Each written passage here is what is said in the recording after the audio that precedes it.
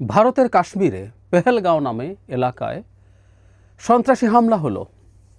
নানা রকম মৃতের খবর পেয়েছি আমরা। ২৬, ২৭, ২৮, মানে কমপক্ষে ২৬ জন মানুষ নির্মমভাবে হত্যাকাণ্ডের শিকার হয়েছেন।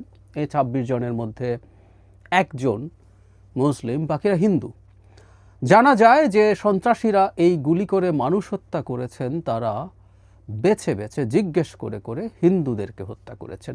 ফলে এই হামলাটার একটা চেহারা দাঁড় করানো যায়, সেটা হচ্ছে মুসলিম উগ্রবাদী বা জঙ্গিবাদীরা এই হামলা চালিয়েছেন। এখন পর্যন্ত সোশ্যাল মিডিয়াতে আসা একটা গ্রুপের স্টেটমেন্টকে একমাত্র দায় স্বীকার বলে বলা হচ্ছে, যেই সংগঠনটা পাকিস্তান ভিত্তিক লস্করে তৈয়বার একটা অফশুট বলা হচ্ছে। ফলে পাকিস্তানকে এই সন্ত্রাসী হামলার সাথে জড়িত করা হচ্ছে। ইনফ্যাক্ট ভারতে যখনই, বিশেষ করে কাশ্মীরে সন্ত্রাসী হামলার ঘটনা ঘটে, সেটার সাথে পাকিস্তানকে যুক্ত করা হয়। এটা এক ধরনের ট্রেন্ড। এটা সত্য, কাশ্মীর নিয়ে এই দুই দেশের তীব্র মতবিরোধ রয়েছে। দুপক্ষই পুরো কাশ্মীরকে তাদের অংশ বলে মনে করে। যাই হোক, যে ঘটনাটা ঘটলো সেটা কেন ঘটলো, কারা ঘটালেন, এবং সেটার পসিবল ইম্প্যাক্ট কী হবে এই রিজিয়নে এবং অবশ্যই বাংলাদেশে। এই অঞ্চলের ঘটনা, ভারতে এই ধরনের হামলার ঘটনার খুব বড় প্রভাব বাংলাদেশেও পড়তে পারে বলে আমি বিশ্বাস করি। স্বাভাবিকভাবেই যে আলোচনাটা সামনে এসছে সেটা হচ্ছে মুসলিম জঙ্গিবাদীরা, উগ্রবাদীরা এটা ঘটিয়েছেন। যে সোশ্যাল মিডিয়া থ্রেডের কথা বলা হচ্ছে, তারা উল্লেখ করছেন জম্মু কাশ্মীরে আর্টিকেল 370 অফ দ্য কনস্টিটিউশন বাতিল করার পর, আমরা জানি জম্মু কাশ্মীর ভারত ইউনিয়নে যোগ দিয়েছিল কতগুলো বিশেষ শর্তের ভিত্তিতে। সেটা আলাদা প্রভিশন দেওয়া হয়েছিল 370 অনুচ্ছেদে, কিন্তু বিজেপি সরকার দ্বিতীয় দফায় ক্ষমতায় এসে, যেটা তাদের নির্বাচনী প্রতিশ্রুতি ছিল, তারা ওটা বাতিল করে দেয়।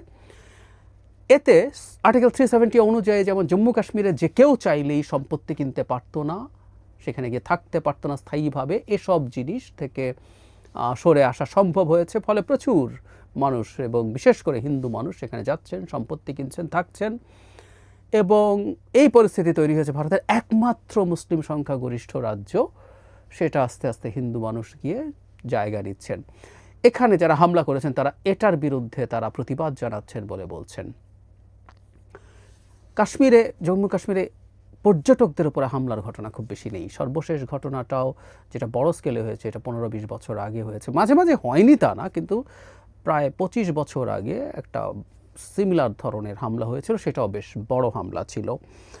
কারণ এই রাজ্যটার বিরাট জিডিপির বিরাট অংশ আসলে পর্যটন থেকে আসে।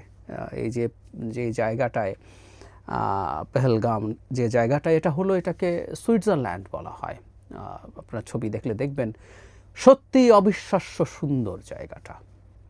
এখন এই হামলাটা যেভাবে হলো, সেটা কেন হলো, কীভাবে হলো, কেন হতে পারলো, সেটাও প্রশ্ন আসছে খুব স্বাভাবিকভাবে। ভারতেরই গুরুত্বপূর্ণ লোকজন এই প্রশ্ন তুলছেন। এই প্রশ্ন ভারতের বিরোধী দলও, কংগ্রেস তুলছেন। রাহুল গান্ধী তার যে স্টেটমেন্ট দিয়েছেন সেখানে বিজেপি সরকারকে এই প্রশ্ন তুলেছেন। মানে এই ঘটনাটা ঘটলো এমন একটা জায়গায় যেটা পৃথিবীর সবচেয়ে হাইলি মিলিটারাইজড একটা জোন, যেখানে ব্যক্তিপ্রতি সামরিক বাহিনীর সদস্যের উপস্থিতি পৃথিবীর টপ কয়েকটার মধ্যে একটা।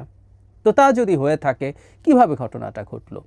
বিশেষ করে যে জায়গাটা পেহেলগাঁও, এই জায়গাটায় যেই ভ্যালিতে এই ঘটনা ঘটেছে, এই ভ্যালির সাথে সরাসরি সড়ক যোগাযোগ নেই। শেষ কিছু অংশ হেঁটে অথবা ঘোড়ায় চড়ে যেতে হয়।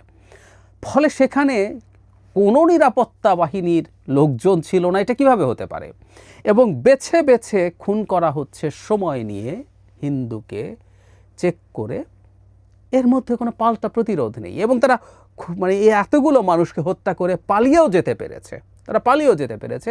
এমন না যে মুহূর্তের মধ্যে সেখানে সোলজাররা এসে পাল্টা ব্যবস্থা নিচ্ছে। ফলে এই প্রশ্ন তো আসলেই আসে, এটা আইদার সিরিয়াস গোয়েন্দা ফেইলিয়ার অথবা ভয়ঙ্কর কথা।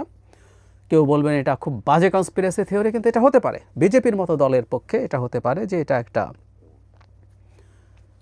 পরিকল্পিত হত্যাকাণ্ড, যেটা আদতে মুসলিমরা করেনি, করেছে ভারতের সরকার সমর্থক কেউ।